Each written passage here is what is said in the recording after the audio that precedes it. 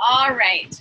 So welcome, JTEEN, to our September 2019 webinar called Burnout is Real, Taking Care of Ourselves and the People We Manage. We are very, very lucky today to have Faun Zarge. Your organization is also called Zarge, right, Faun? Yeah. Okay. Go by my name, yeah. Okay. And she has spent 20 plus years, and I know she'll tell us a little bit more, in the field of, I would call it taking care of people and taking care of employees.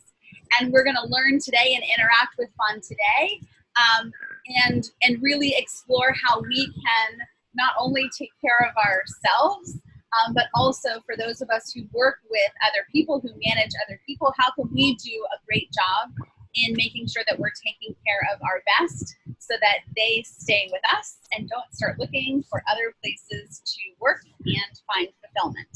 So before Faun begins, I'm going to go around the Zoom table and let each of you introduce yourself, and then again let Faun know exactly why this was a topic that was interesting to you. So Lisa, can we start with you? Hold on, let me unmute. Hold on. Wait a second. Okay, there you go. Okay, I thought I unmuted myself, but I guess I didn't. Okay.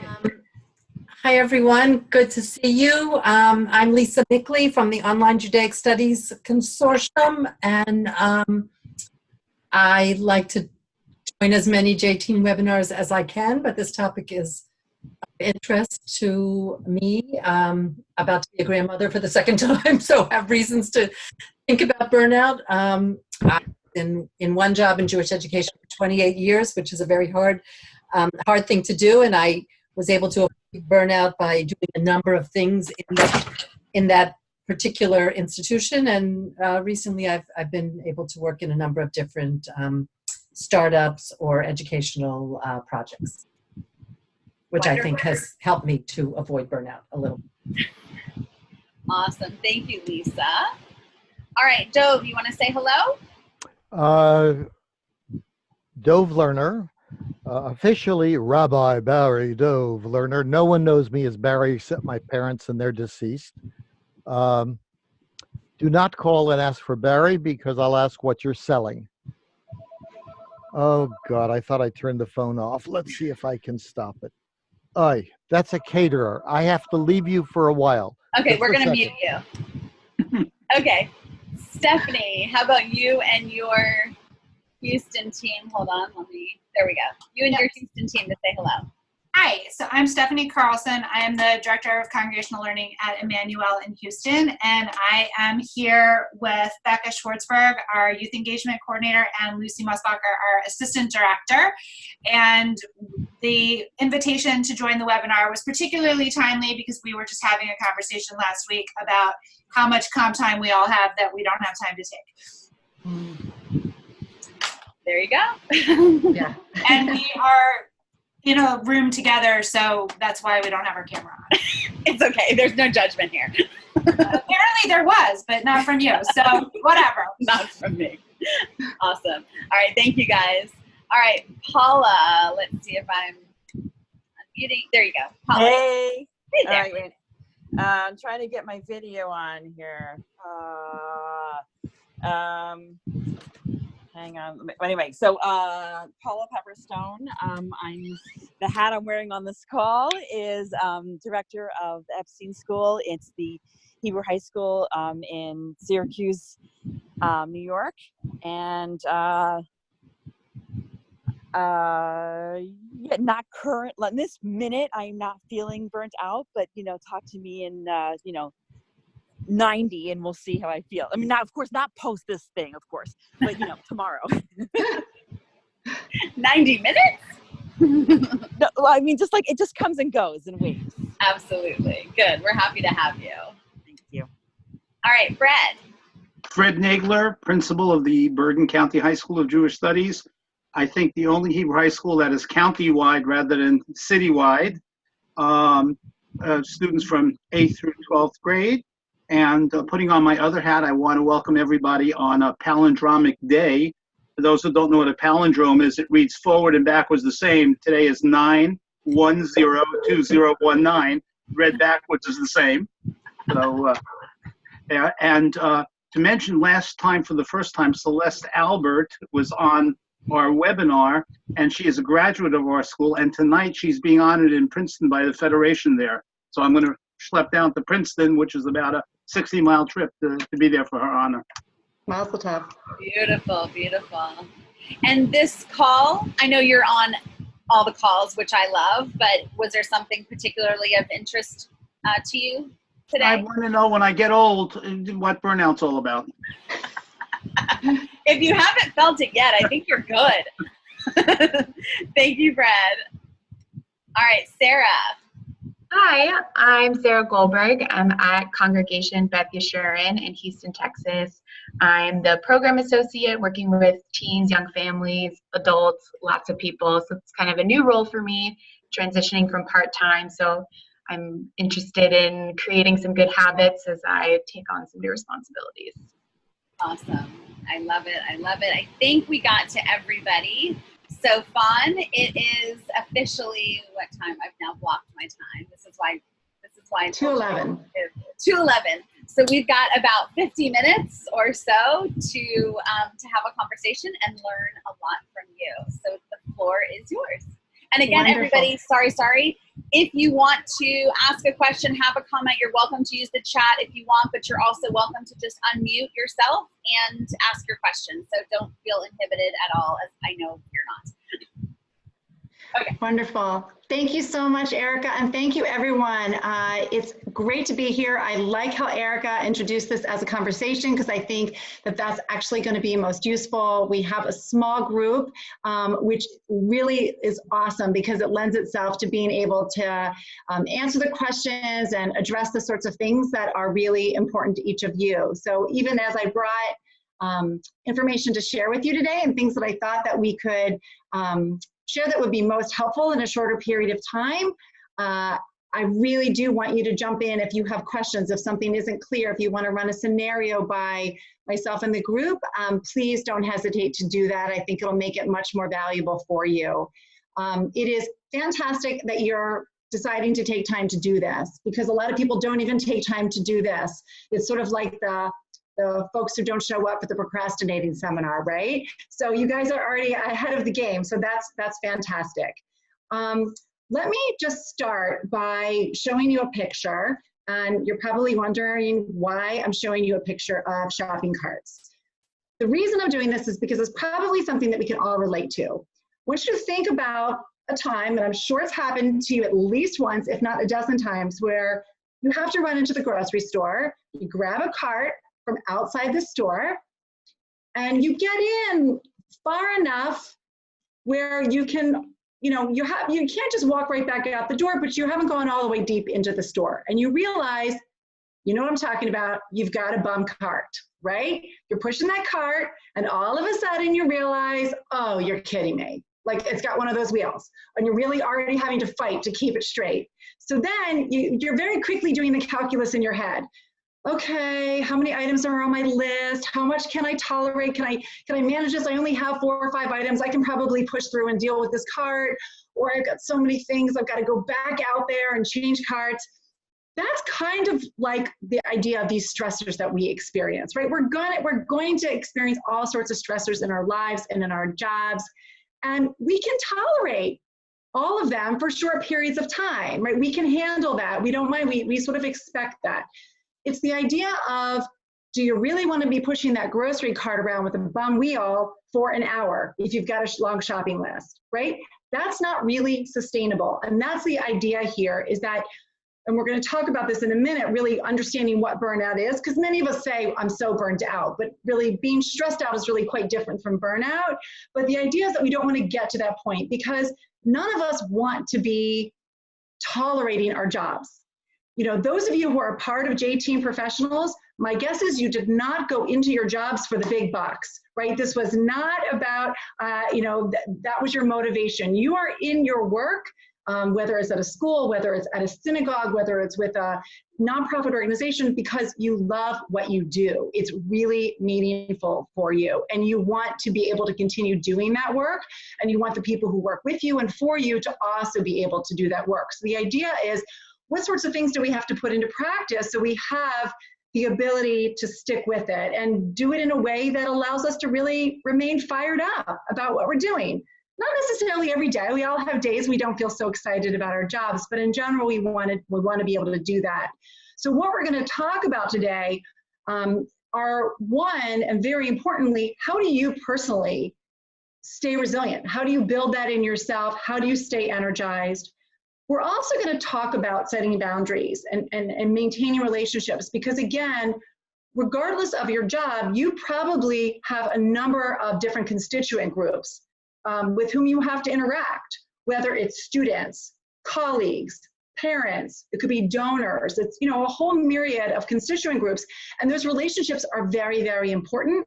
At the same time, setting boundaries is also very important in terms of how you're actually going to get your work done. And so we're going to talk a little bit about how you do that. And then, as Erica had suggested when she did the introduction, we're also going to talk about ways that you can support the people who report to you. And, you know, for even those of you who don't have anyone reporting to you, some of these tips are still going to be very valuable for modeling what you want your colleagues to be doing. Is there anything else that anyone wants to add to this before we move forward?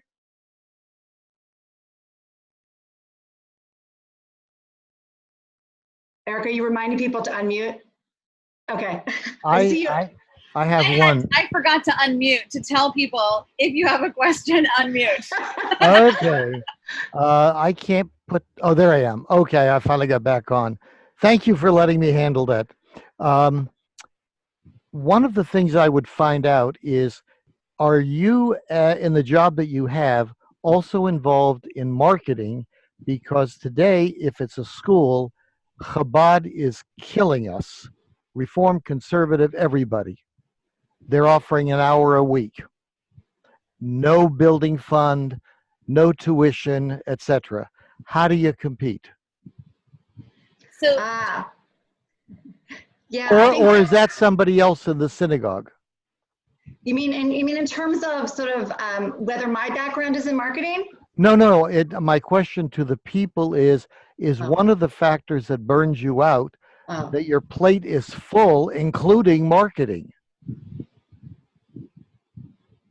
well, and Faun, I think we even talked about this a little bit when we were initially scheduling the call, which is many people in this line of work don't have one job. They actually have either multiple jobs within the same organization, Correct, or multiple jobs in multiple organizations. And so I think what he's saying is, and well, I know that we're going to get to that because that is exactly what this call is about today, is that when we're taking on all of these additional jobs and roles and responsibilities, do those things begin to wear at employees and cause burnout? And I think the easy answer is yes, but I don't want to jump to the end. No, absolutely, and thank you, Erica. And I think that that's true. And honestly, to your specific example, Dove, I think that is very true. I think not only do we wear many hats for people who are in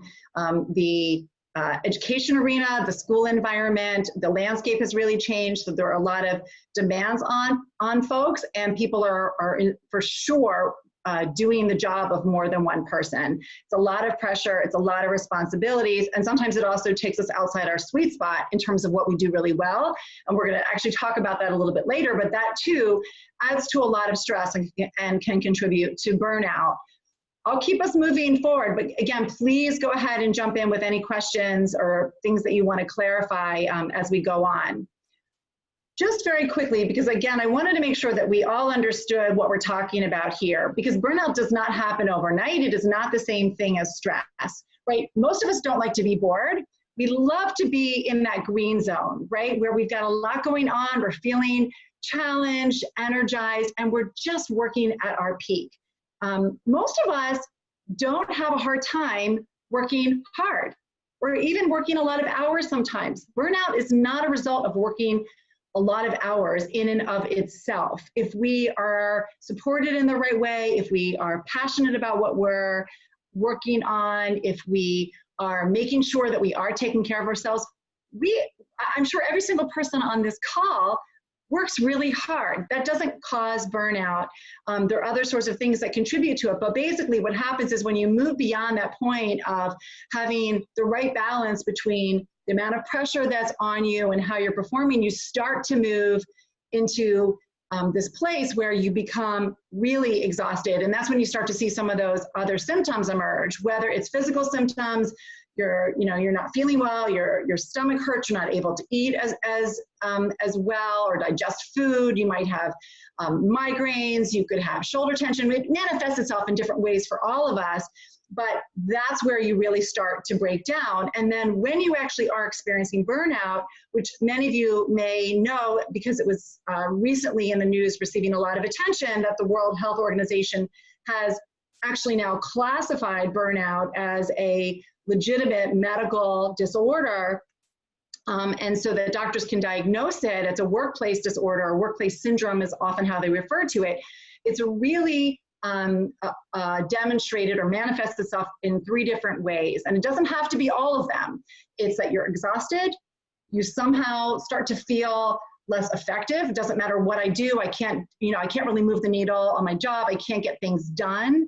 And you become very cynical. People who were engaged before, you start to detach. Things you were really passionate and cared a lot about, you now are feeling less invested. So it's very important to notice these things in yourself and certainly notice it in people around you. I mean, hopefully, when you're in a workplace that's paying attention to these things, you'll actually be able to intervene before you get to this place of burnout. But this is really how burnout shows up.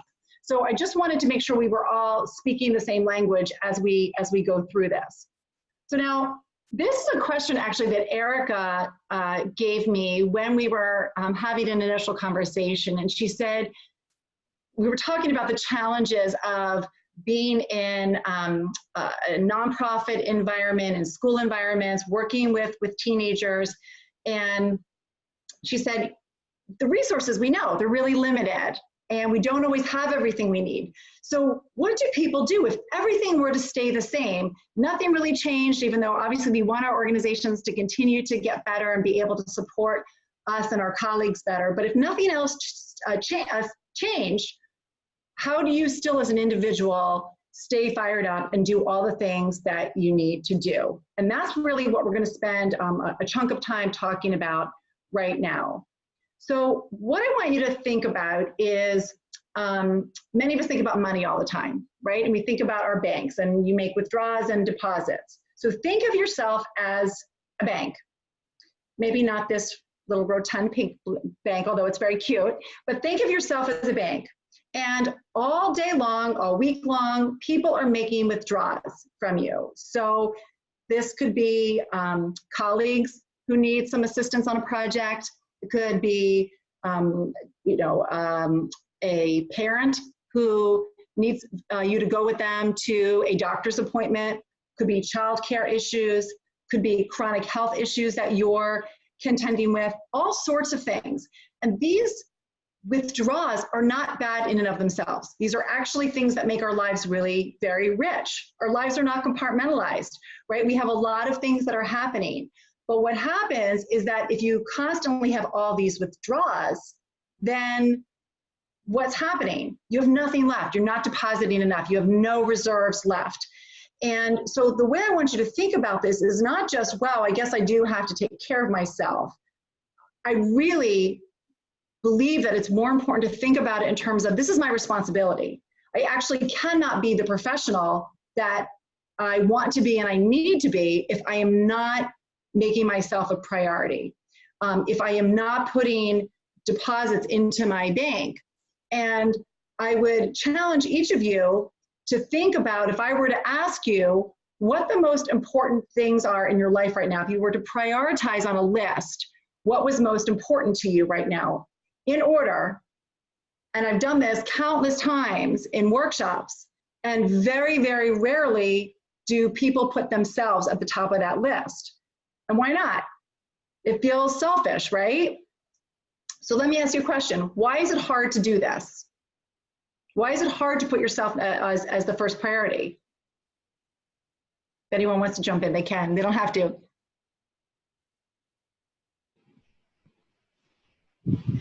So, oh, I see someone trying to unmute. Okay, go ahead. Unless somebody else was jumping.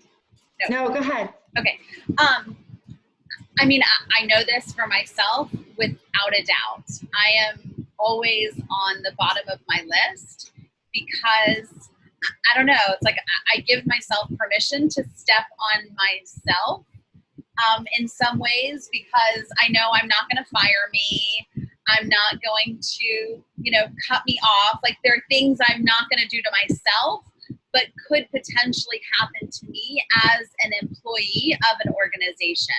Or, I can't leave my kids to not have food or to not have transportation to things that they're required to be at. So I put myself down on that list in order to be able to make space for everybody else. But over time, it does begin to wear out because you are continuing to empty that bank account. Right. And you get to the bottom and, sort of implode or explode. Right. Right. Exactly. Well, I think what you just said is really hitting the nail on the head, and which is why it's really such a responsibility to do it. Because what happens is when we're not taking care of ourselves, when we're feeling stressed, that's when you make mistakes at work, or that is when someone asks you an innocuous question, like a colleague, and you sort of jump, right? You're feeling really stressed out. And so what you need to do is these are the non-negotiables. And I know you've heard these before, but they are the most important things that you must do. I do not want anyone to log off the webinar now, but if you did, you will actually have the most important information. And actually of this particular slide, the most important thing that you can be doing is making sure that you're getting enough sleep. And I can't drive that home enough. You all are well educated. You've read, you've heard from your own doctors on morning news shows how important sleep is and all of the benefits for you physically, but it is also extremely important and restorative for your mental health. You know how you feel when you show up at work after a night, when you've had enough sleep versus when you haven't had enough sleep. It is markedly different. Deloitte recently did a study, and I love the quote. They said sleep may in fact be the ultimate performance enhancer.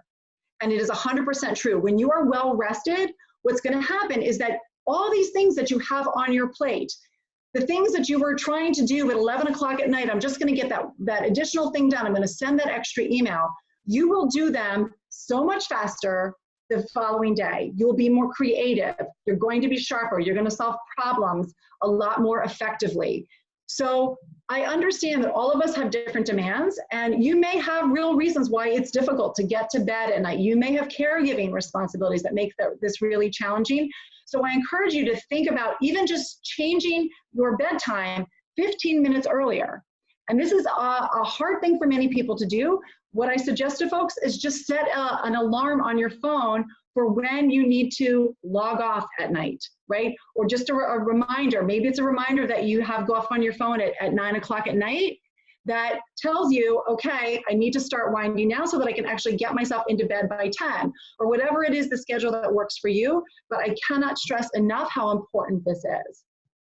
Now, the second piece is exercise. Again, another point you've heard ad nauseum, I'm 100% sure, and yet we don't do it. And it is so deeply important to how we manage our stress and to handling a huge load on ourselves, both personally and professionally. And one of the reasons that we don't exercise is because we feel like there's a certain way that we're supposed to do it, and we can't get it done that way. Oh, there's no way that I can work out for an hour 5 days a week. Okay, so here I'm gonna let you off the hook right now. You do not have to do an American Ninja Warrior workout. You do not have to belong to a gym and go do Pilates or a kickboxing class. If you love that and that's how you're going to stick with it, do it. Otherwise, the key is to do whatever you are going to stick with.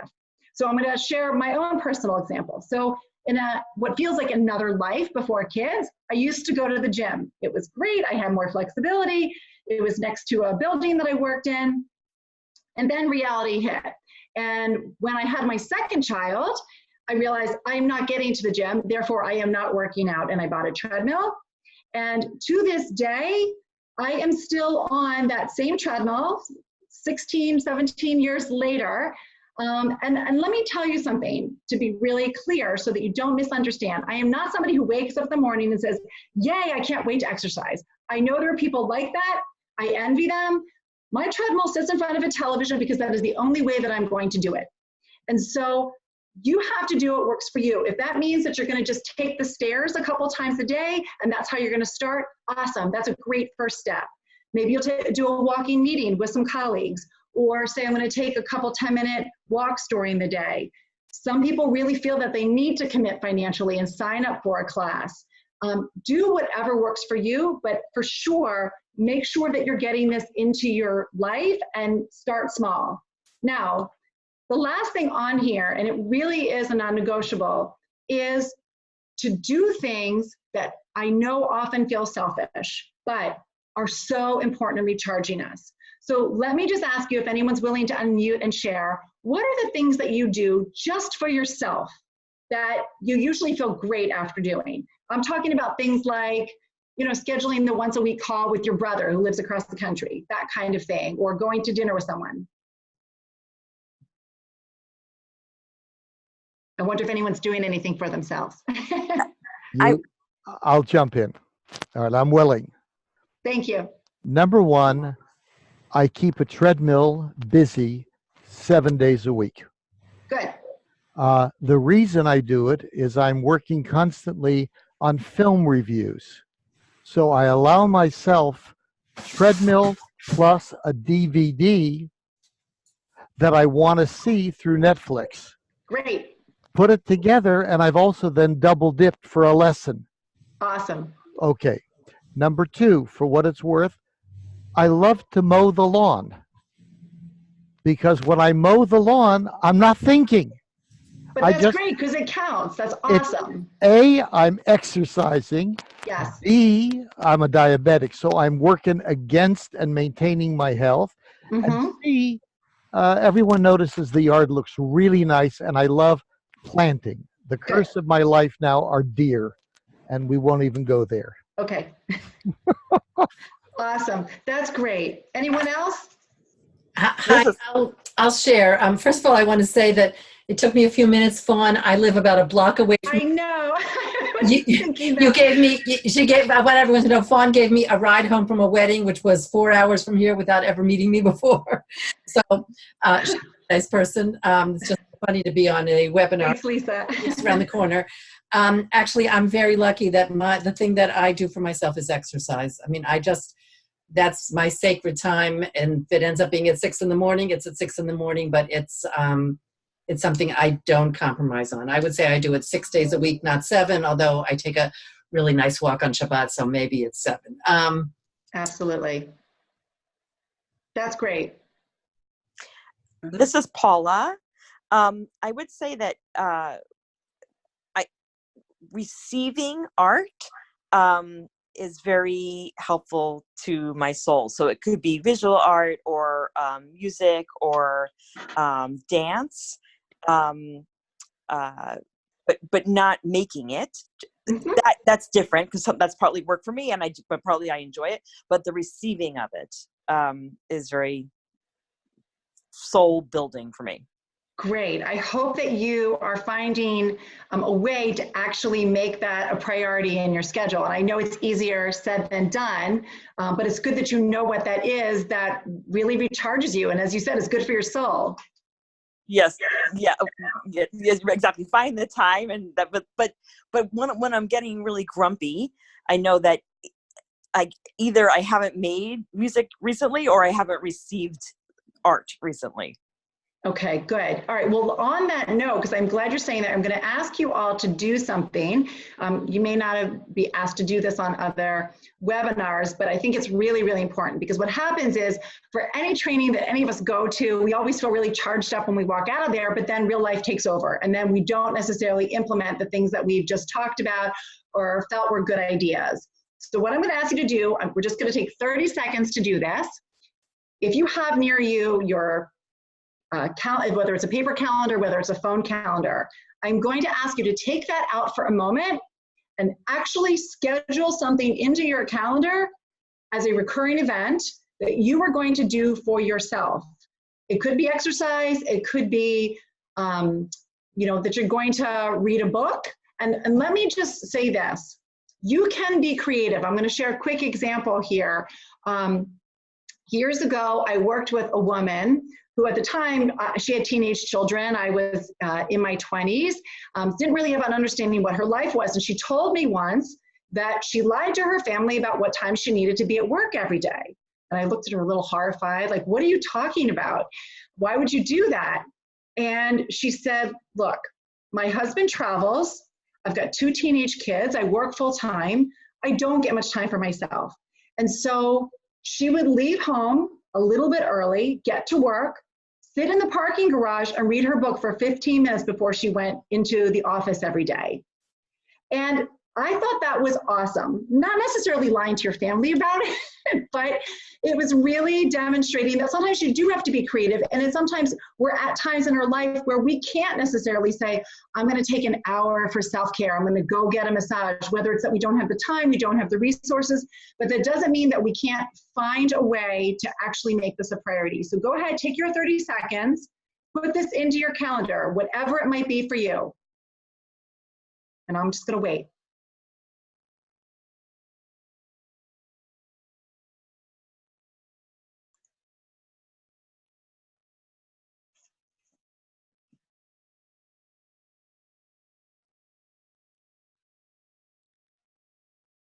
Okay, in the interest of time, I'm going to keep us, oh, does someone have something to say?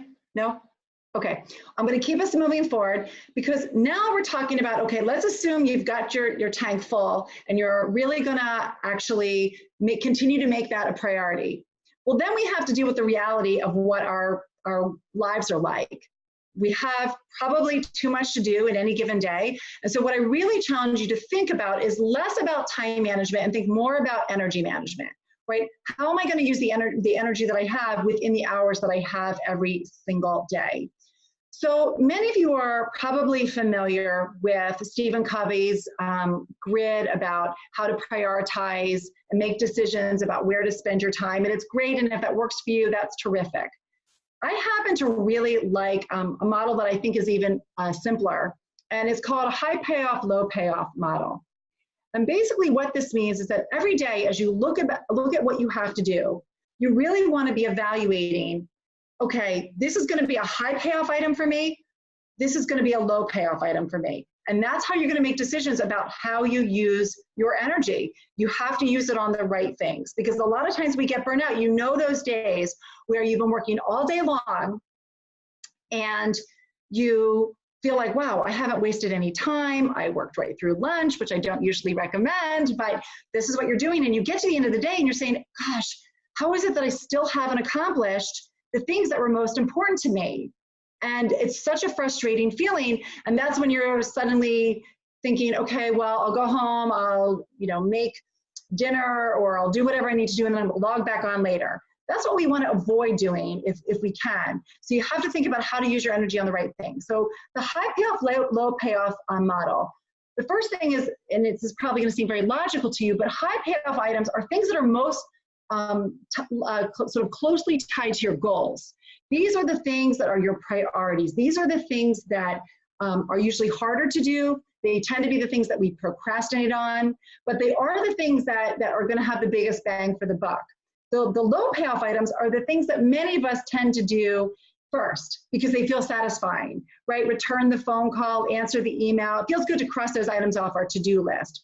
But really, you want to be doing those things when you're at your lower energy times during the day. And we all know that it's different for each of us. For some of us, and I think for a lot of people, the mornings tend to be very high energy, but that's not true for everybody. But the idea is to know what it is that works for you, and then to decide, okay, I'm going to try to sort of craft my day to do those high payoff activities during that high energy time. And that's going to allow you to accomplish a lot more. So if you're not sure what an activity is, when you're trying to decide, is it a high or low payoff activity, ask yourself, is this something that's going to make me a better colleague? You know, is it the sort of thing that it's tied to maybe my professional goals? Is it going to allow me to be a better leader? Will allow me to be a better partner? Importantly, number 3 here, does it allow me to take better care of myself? I would argue that the items we were talking about a few minutes ago about sleep and exercise, those are high payoff activities. And you've got to make those a priority during the time that you actually have the energy to do them. And then if you're still not sure, this last question it gets you right to whether or not what you should be doing. And that is, which task, if you don't do it, which is going to have the biggest negative consequence for you? And it helps you hone right in on what it is that you need to be doing. So think about this. A lot of us have these running long to-do lists, and that alone causes a lot of stress because we just look at all these things that we have to do over the course of the day, and then we get distracted and we feel overwhelmed.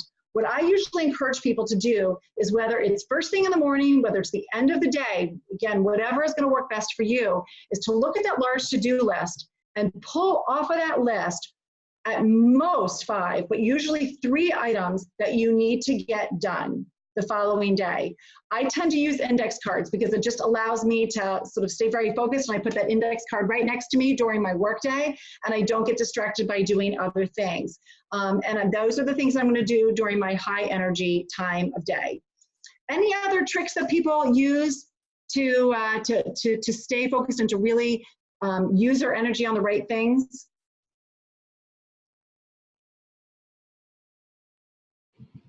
Okay, so then let's keep going, and let's talk for a minute about how you're going to set those boundaries.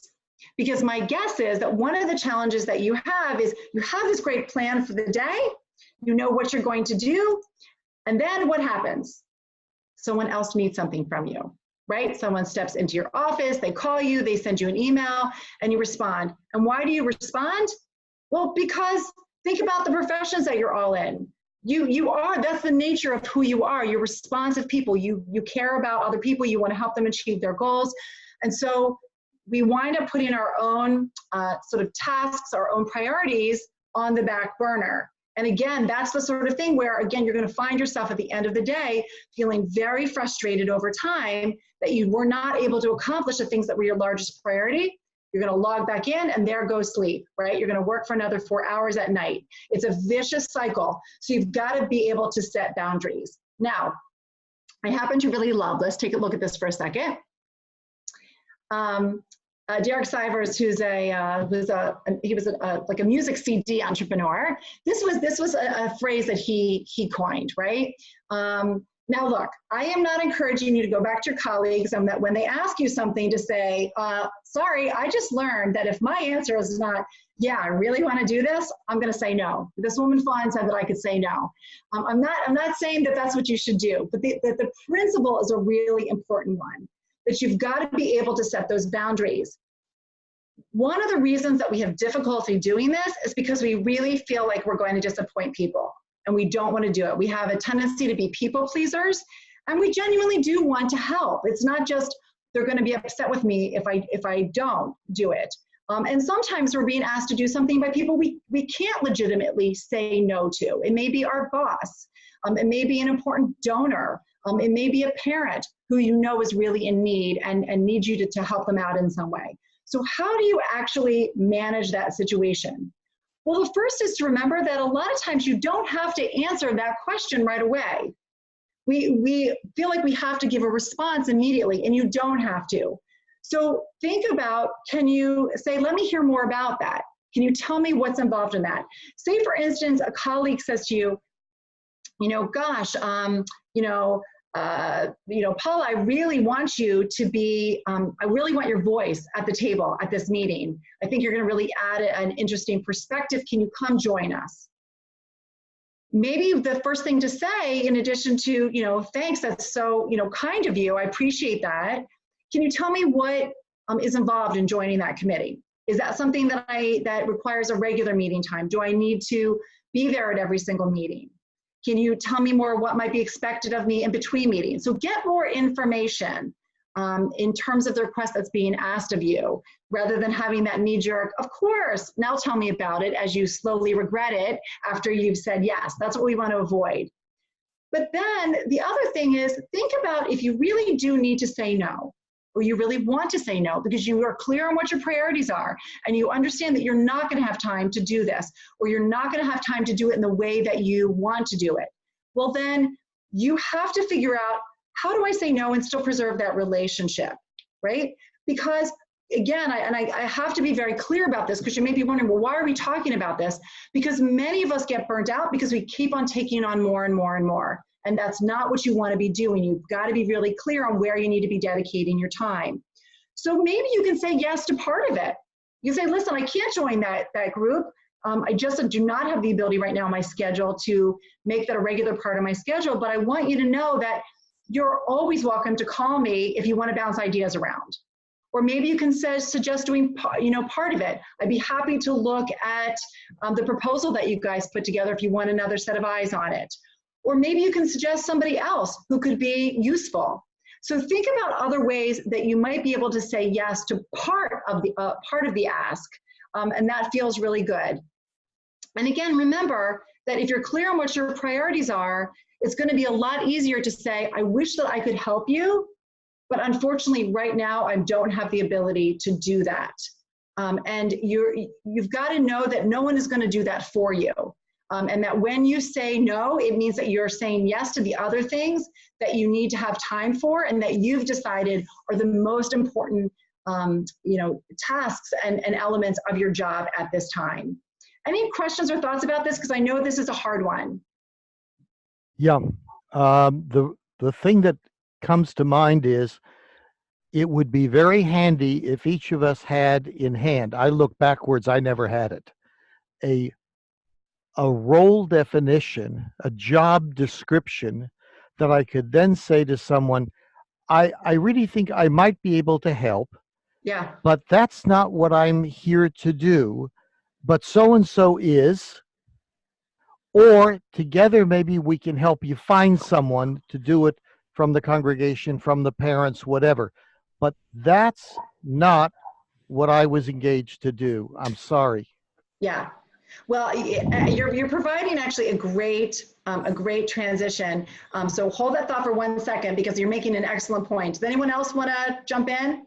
Yeah, I just wanted to say one thing, and that is that I apply this to my life beyond the work, the work, but in my volunteer and my community work. I never say yes to anything immediately, and I never say no to anything immediately. It's a let me think about it. And I'm not, I mean, I was a synagogue president, so I've taken on things that are like way beyond the call of duty. And so it's not like I never do anything, but I would never. You probably learned the hard way too.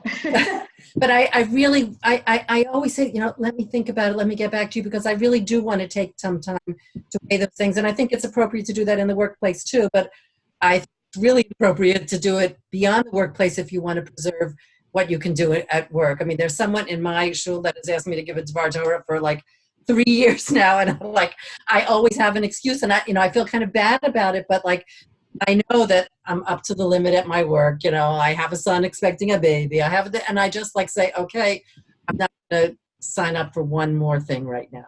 Right, exactly. I think that's great. And I think the other reason it's great to have that principle of always asking to think about it and to get more information is because sometimes on the flip side, you learn something about an initiative, a project, something that you're being asked to do that you may have initially wanted to turn down, and suddenly you realize that it's actually going to be a really interesting opportunity for you. You're going to get some growth or some exposure to other people who you want to build relationships with. So it is really important to take some time and learn a little bit more about it. To sort of build on what was just said, though, about that role clarity, let's talk about that, because I think that is something that can really help you in terms of being able to say yes and no, but also in terms of minimizing burnout. So I'm going to skip the first one for a moment and jump to that lack of role clarity. So there's a lot of data. I think there was even a study last year by the sort of an American workplace organization that shows that nearly 60% of folks go to work every single day not sure about what it is they're supposed to be doing. So let's think about that. Think about your own job. Is it a moving target all the time? Because if it's constantly a moving target and you're not really clear on what your job is, where it starts, where it ends, what you're supposed to take on, what you're supposed to say yes to, what you're supposed to say no to, that is exhausting.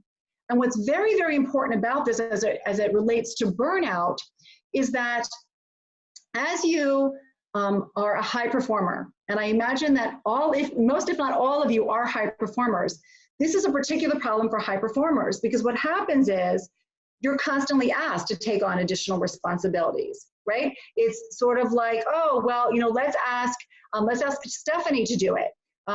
She always, comes through for us. Let's ask, Erica to do it. And so what happens is you want to say yes, you feel like that's part of being a team player, and then you take it on, and it's sometimes referred to as role creep. And then before you know it, your job no longer looks like what it is that you were initially hired to do. And so there are two pieces to that. One is the lack of clarity. You need to know what it is that you're supposed to be doing when you get to work every single day. And then this fourth bullet here about the lack of alignment. When there's not alignment between what you do best and what you're doing every single day, you are, again, almost 60% more likely to be burned out. That was, again, demonstrated in a Gallup poll that was done last year. And so think about that. Are you that person whose job is just expanded and expanded, and you've done that with good intentions because you really want to help out your organization, but you no longer are working in your sweet spot, and you no longer have the time to actually fulfill the responsibilities that you're really going to be held accountable to, that your performance reviews are based on. And so if that's the case, that's where you really need to be having conversations with your manager about, wow, I realize how my job has expanded, and I want to talk about the various priorities that I have on my plate right now, and I want your help, and I want us to have a conversation about what I should be prioritizing over the next couple of quarters, however you want to have that conversation. But those are things that absolutely lead to burnout. And the trouble is that many of us actually, and it's an okay thing, but we're fueled by the reward that we get by taking on those extra responsibilities. We get those shout outs in the meeting, we get recognition for doing those things, but then over time it becomes a big problem for us. So that's an important thing to think about with yourself, and also if you manage other people. Let's talk again for a moment about, or not again, but let's talk about feedback. A lot of people don't realize how this can contribute to burnout if you're not getting feedback. So think about, again, a situation where you're working, you've probably all been in a situation from time to time where you're not sure how you're doing on the job. You're not sure if the project was well received, how people thought you performed. If you're not getting that sort of feedback, you invest a lot of energy in trying to sort of compensate for that. And so you've got to actually ask for that feedback, and it's hard to do, and that's another session in and of itself. But you really do want to be finding out, how did that work? How was that presentation? Asking your manager, did the project go the way you wanted? What would you have liked to see me do differently? If you were doing it, how might you have done it?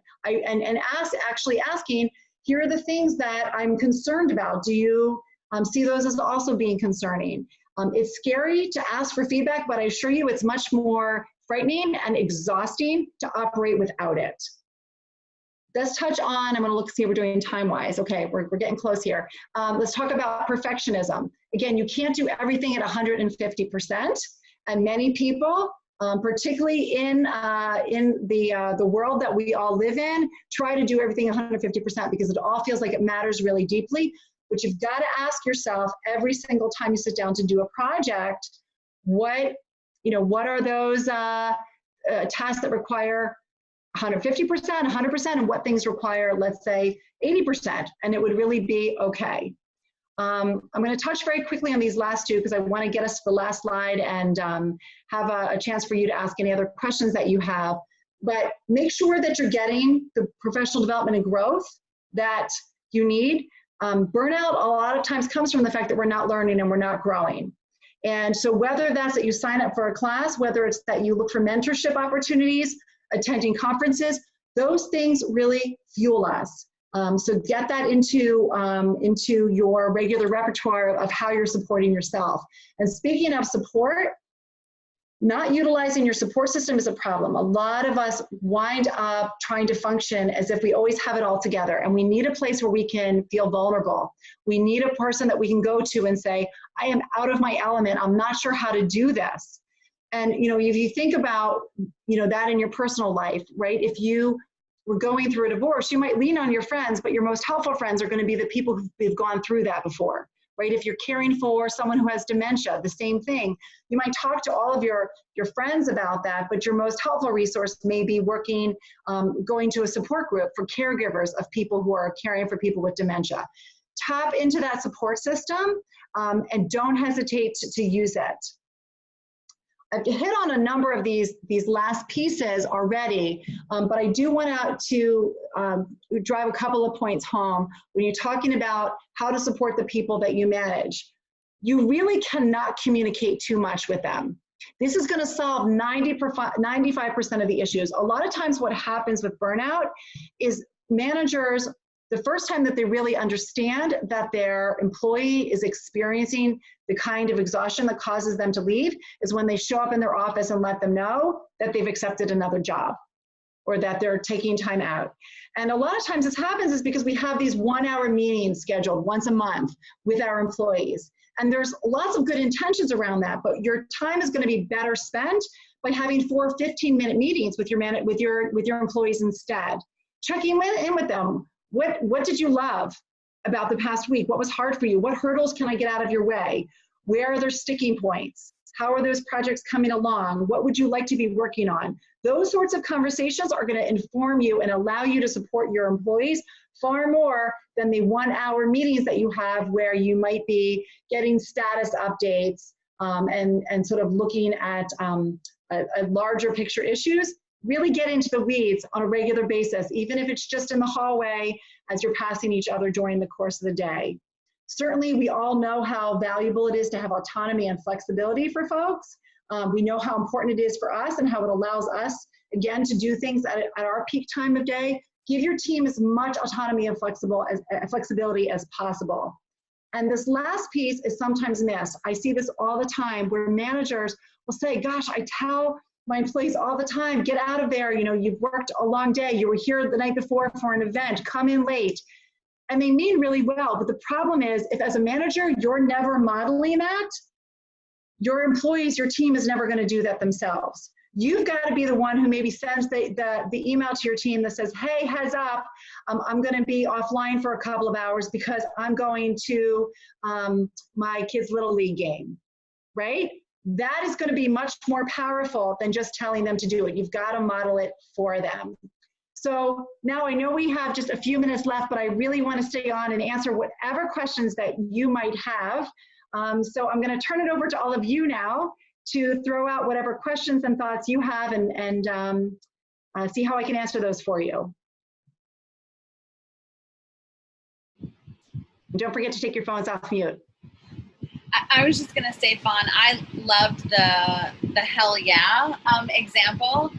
And the reason I loved it is, aside from Lisa saying that someone's still asking her the same question 3 years in a row, Yeah. I think sometimes it can help train people, especially if it's a colleague, a colleague situation where things are always coming up. It helps train people on what they should and shouldn't ask of you. And Yes. so you tend to say yes to certain types of roles or responsibilities, and you tend to say no to others, then hopefully you will get more things coming your way that are in your yes bucket, that you are always happy to say yes to, than, those things that you end up having to regularly say no to. So just, It's a great point. It's training 100% true. Yes, thank you for adding that. You're welcome. Other questions? Just remember to take your phone off mute. I see a couple. Oh, there you I go. got it. Okay. Number one, I am proudest looking back many, many years of firing a teacher. I said to him, I cannot do more for you as rabbi and principal. You need an educator. I'm not an educator. I will find an educator job for you. You will not lose a dollar, but you can't stay here. He then became cantor, then rabbi, and he's the one in Pittsburgh in the synagogue that was attacked. Mm. He turned out to be exactly what I knew he could be. The second thing is, I think that we fail to take advantage of professionals, because if you make an appointment with someone for professional assistance, in my case, biofeedback, you've got to go to them. You've got to take the time because you're paying money. And you Right. can structure that in at the same time it says to others, this is important. Right, and I think it's an excellent point, and I think that is along those lines of those things that fuel you and sleep and exercise, to really consider them part of your professional responsibility to yourself and to all the people who are counting on you to be there and to bring your A game every single day. And if you're not doing those things, you can't deliver the way that you would if you were taking care of yourself and committing the time to those things. Thank you. Thank you. Other questions? I was just going to say, I still do work with a great supervisor who once told me, Erica, just because it's urgent for you to communicate something to me doesn't mean it's urgent for me to have that information to then have to respond.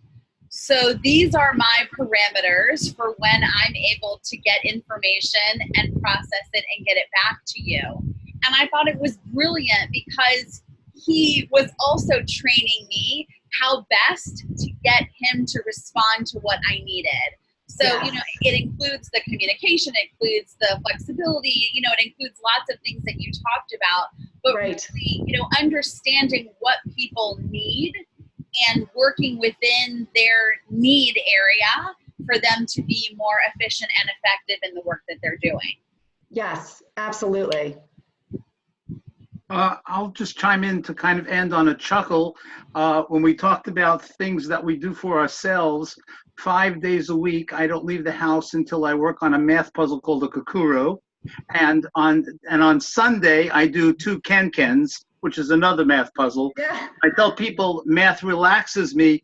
That usually provides a chuckle for most people. But I think that's great. I'm so glad that you shared that, because it's really, it highlights that it doesn't have to be, something that works for everybody. That is what you love, and it's just something that you've built in and you make sure that you do. Mm-hmm. And I think that's excellent. It's a great example. Thank you for sharing that.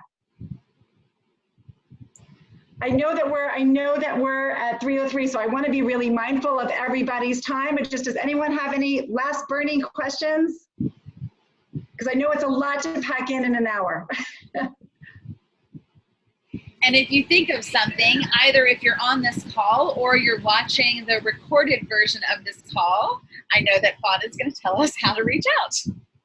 Yes, please don't hesitate. I've got it up on my screen there. I really welcome continuing this conversation. And if I can be of any help to you or to your organization, you can find me at zarge.com.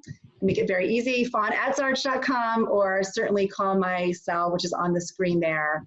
I'm happy to be of support in whatever way I can. And again, I want to thank you all for your candor and your participation today. I know it is not easy to block out a time to do this, but I think it speaks volumes that you made it a priority. So I wish you a great year ahead with all the work that you've got going on. Thank you.